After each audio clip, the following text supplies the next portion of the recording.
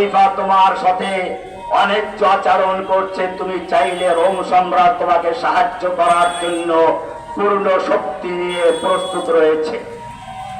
আমির মুআবিয়া বুঝতে পেরেছিলেন আমাদের মধ্যে পারস্পরিক বিরোধকে সুযোগ করে এই রোম সম্রাট মুসলিম ভূখণ্ড দখল করতে চায়।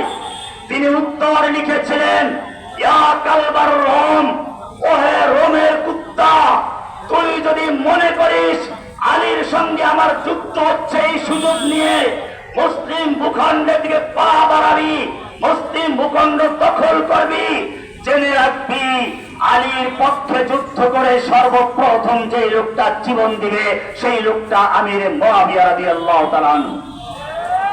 আমিও বাংলার সমস্ত যুবক ভাইদেরকে বলবো, তোমাদের পরস্পরে বিভিন্ন দল বিভিন্ন মত থাকতে পারে, কিন্তু যদি বাংলাদেশের অস্তিত্ব এবং স্থায়িত্বের প্রশ্ন আছে, সার্বভৌমত্বের প্রশ্ন আসে, সকল দল মত ভেদাভেদ ভুলে গিয়ে মতপার্থক্য ভুলে গিয়ে সে আমির মুআবিয়ার মতো পর্যায়ে উঠবে, ঐক্যবদ্ধ হয়ে ভারতের মোকাবেলার জন্য সীসা গড়া প্রাচীর হয়ে লড়াই করবে ইনশাআল্লাহ। রব্বুল আলামিন তুমি আমাদের সকলের শপথকে কবুল মঞ্জুর করো।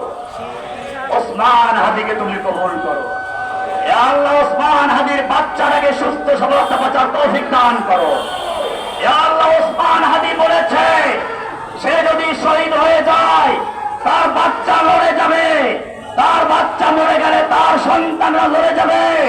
আল্লাহ, শহীদ ওসমান হাদির সেই ওসিয়তকে আপনি কবুল মঞ্জুর করেন ইয়া আল্লাহ। سبحان ربك رب العزة عما يصفون وسلام على المرسلين والحمد لله رب العالمين।